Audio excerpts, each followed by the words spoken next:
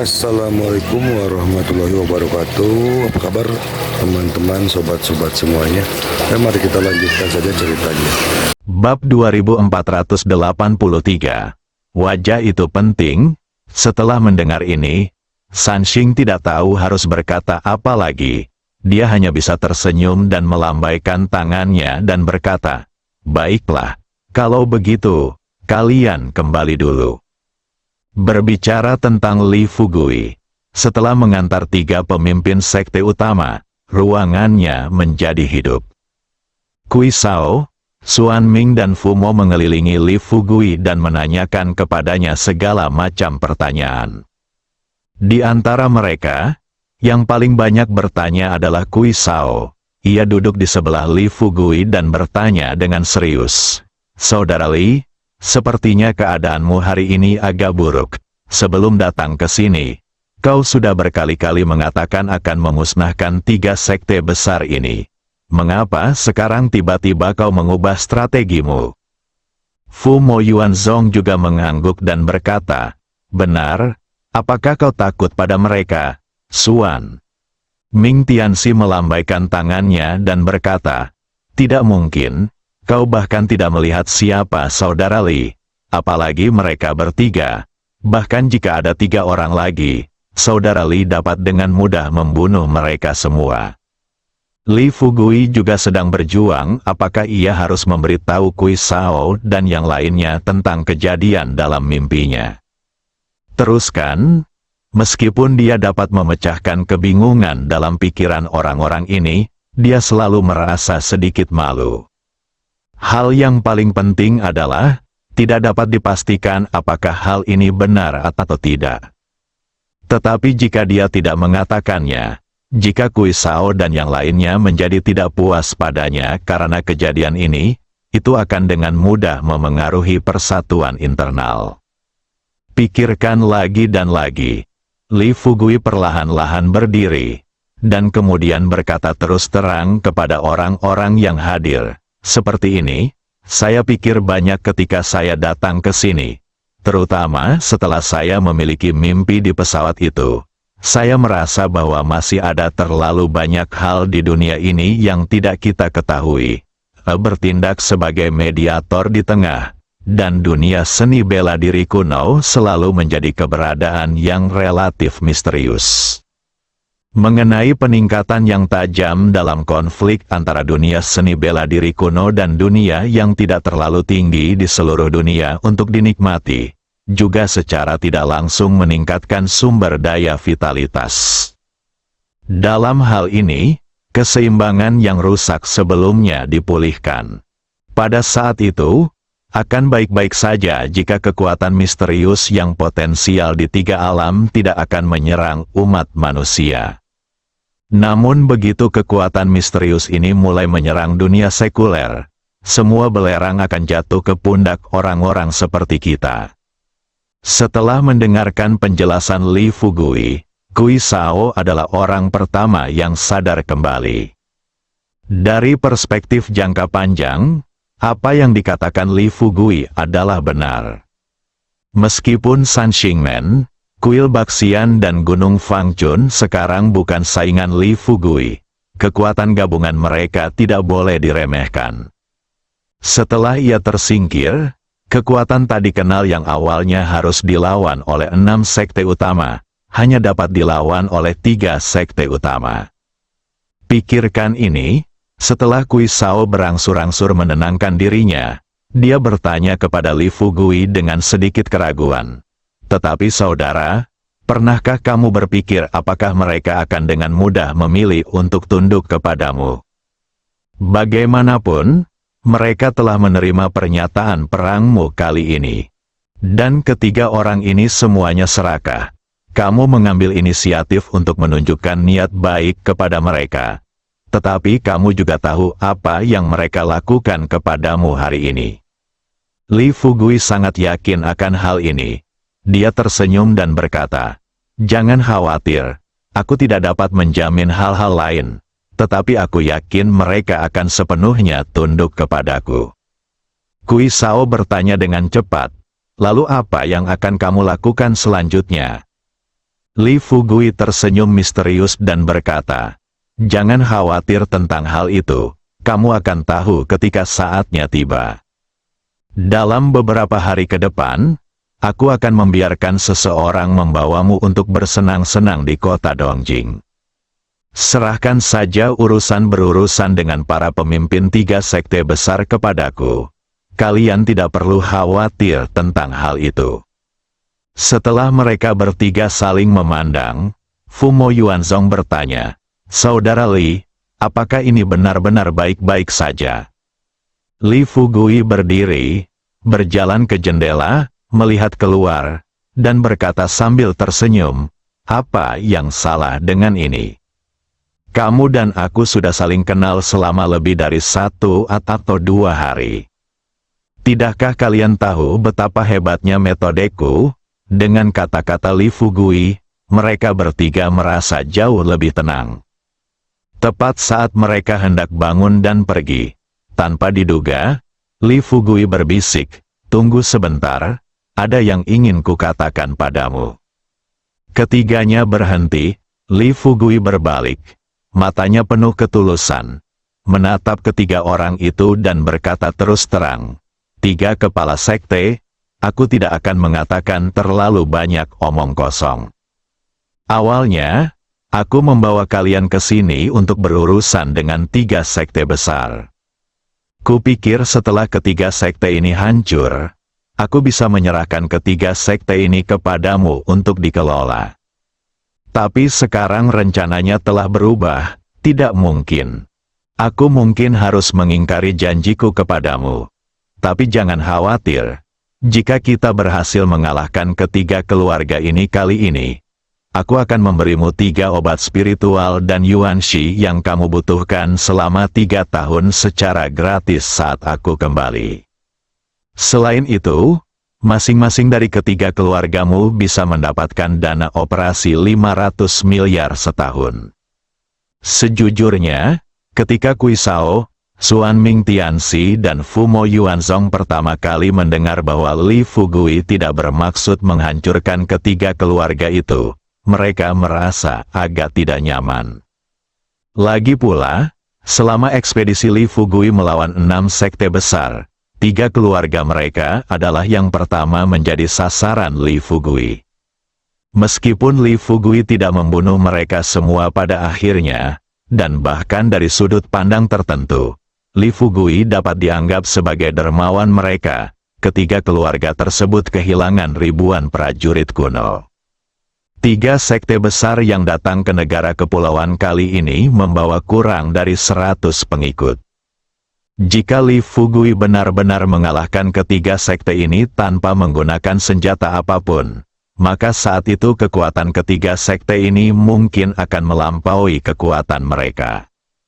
Seperti dikatakan Li Fugui, segala sesuatu dapat berubah. Akan lebih baik jika Li Fugui bisa selalu berdiri di puncak dunia seni bela diri kuno dan memimpin situasi secara keseluruhan. Tetapi jika suatu hari sesuatu yang tidak terduga terjadi padanya dan dia jatuh dari altar, bukankah ketiga keluarga itu akan menjadi pihak yang menderita pada akhirnya? Tetapi sekarang, ketika Li Fugui memberitahu mereka tentang keuntungan yang akan diberikannya setelah keberhasilan itu, ketiganya tercengang. Sama seperti mereka merasa luar biasa. Tanpa diduga, Li Fugui melanjutkan, "Selain keuntungan materi di atas, setelah kita kembali, aku akan mencoba membantu kalian menembus hambatan saat ini dan mencapai puncak baru. Juga, kalian masing-masing dapat memilih 3 anggota dari sekte. Aku dapat membantu mereka menembus tahap Jindan dan menjadi orang besar di tahap awal Yuanying dalam waktu singkat." Mendengar ini, mata Kui Sao hampir jatuh ke tanah. Dia bertanya dengan tidak percaya, "Saudara Li, jangan bercanda dengan kami. Pilih 3 orang dan latih mereka untuk menjadi pria besar di tahap awal Naschen Sol dalam waktu singkat. Ini. Ketika dia mengatakan yang terakhir, Kui Sao jelas sangat bersemangat sehingga dia tidak bisa berbicara. Suan Ming Tianxi juga tersadar saat ini. Dia setengah membuka mulutnya, dan setelah akhirnya menenangkan dirinya, dia buru-buru berkata kepada Li Fugui, "Saudara Li, apakah kamu yakin ini benar? Bisakah kamu benar-benar menjadikan mereka master di tahap awal Naschen Sol? Kamu harus tahu bahwa kekuatan kita saat ini hanya di tahap Naschen Sol tengah. Jika kita dapat menembus ke tahap Naschen Sol dalam hidup kita, itu akan dianggap baik." Li Fugui mengatakan hal yang sama. "Apakah kamu tidak percaya pada kekuatanku?" Mendengar ini, mereka bertiga tidak berpikir dua kali dan segera melangkah maju dan berlutut di depan Li Fugui dengan penuh semangat. Li Fugui segera membantu ketiga orang itu berdiri. Kemudian dia berkata kepada mereka dengan terus terang, "Jangan berlutut di hadapanku. Selain beberapa hal yang baru saja kukatakan, ada hal lain yang ingin kutanyakan." Kui Sao dan yang lainnya menarik pikiran mereka. Mereka bergegas kembali ke tempat duduk mereka sebelumnya dan duduk. Dia berkata kepada Li Fugui sambil tersenyum, "Saudaraku, katakan padaku, apakah ada hal lain yang ingin kamu ketahui?" Li Fugui bertanya, "Kamu dan tiga dewa murni semuanya adalah pemimpin sekte, dan perbedaan usia mereka tidak jauh. Aku ingin bertanya kepadamu, apakah mereka memiliki skandal ketika mereka masih muda?" Pertanyaan Li Fugui secara langsung membingungkan semua orang di depannya. Mereka menatap Li Fugui dengan bingung, jelas tidak memahami maksud khusus kata-kata Li Fugui. Setelah beberapa detik hening, Kui Sao lah yang berbicara lebih dulu, bertanya dengan rasa ingin tahu, "Apa yang kau katakan? Skandal? Skandal apa?" Li Fugui berkata sambil tersenyum, "Kalian bertiga pernah muda. Aku tidak percaya kalian tidak pernah bergosip." Mendengar ini, ketiga-tiganya menunjukkan ekspresi malu di wajah mereka. Fu Mo Yuanzong berkata sambil tersenyum, "Kupikir maksudmu skandal, ternyata maksudmu ini." Li Fugui mengangguk dan berkata, "Ya, terus terang saja, apakah ketiga orang ini pernah punya pacar sebelumnya?" Ketiga orang di depannya saling memandang. Kui Sao berbicara dengan penuh minat. "Kalau begitu, izinkan aku berbicara tentang leluhur Tiga Chun terlebih dahulu. Aku memiliki hubungan yang cukup baik dengannya sebelumnya, dan aku tahu banyak tentang masa lalunya. Awalnya, leluhur Tiga Chun adalah seorang pria tampan saat dia masih muda. Di antara banyak murid Gunung Fangchun, dia tampak seperti Pan An." Li Fugui tidak dapat menahan diri untuk tidak menyela Kui Sao dan berkata kepadanya sambil tersenyum, "Saudara Kui Sao, jangan berbohong di hadapanku. Setelah penyamaranku, tinggi leluhur Tiga Chun hanya 1,6 meter. Sebelum penyamaran, tingginya kurang dari 1 meter. Untuk anak sekecil itu, kamu mengatakan dia tampak seperti Pan An. Bukankah itu agak tidak masuk akal?" Kui Sao tertawa dan berkata, "Saudara Li, kamu tidak tahu ini, kan? Keterampilan sihir yang dipraktikkan Gunung Fangchun sekarang telah dirusak. Keterampilan asli yang dipraktikkan oleh leluhur Gunung Fangchun sama seperti sekte Disa. Semakin banyak seorang pria berlatih, semakin tampan dia terlihat, dan semakin banyak seorang wanita berlatih, semakin cantik dia terlihat. Saya tidak tahu berapa banyak generasi yang telah berlalu. Dikatakan bahwa salah satu pemimpin sekte merusak keterampilan itu karena frustrasi emosional. Meskipun kekuatannya masih sangat kuat, itu benar-benar mengambil rute yang berlawanan dalam perubahan penampilan." Bantuan tetapi tertawa dan berkata, "Haha, apa yang dikatakan Kui Sao benar. Brother Li, Anda tidak tahu bahwa penilaian tahunan Gunung Fangchun adalah hal yang paling menarik. Eval adalah untuk mengukur ketinggian, dan semua murid harus berpartisipasi. Misalnya, Jika Anda mengukur tinggi badan Anda tahun lalu dan tingginya hanya 1,6 meter, tahun ini tiba-tiba turun 10 cm dan tinggi badan Anda hanya 1,5 meter, maka itu membuktikan bahwa kultivasi Anda telah sangat meningkat dalam setahun terakhir.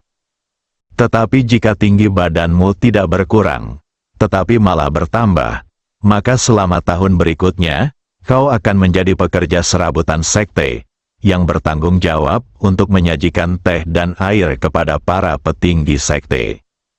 Bagaimanapun, kau mungkin tidak dapat merasakannya saat aku mengatakannya kepadamu. Tetapi jika kau dapat melihatnya dengan mata kepalamu sendiri, kau pasti akan sangat gembira. Li Fugui telah mengetahui tentang peraturan Gunung Fangchun ini sebelumnya.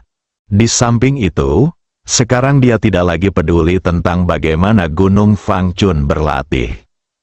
Mengumpulkan pikirannya, Li Fugui dengan lembut melambaikan tangannya dan berkata kepada mereka sambil tersenyum, "Oke, jangan bicara tentang masalah ini untuk saat ini."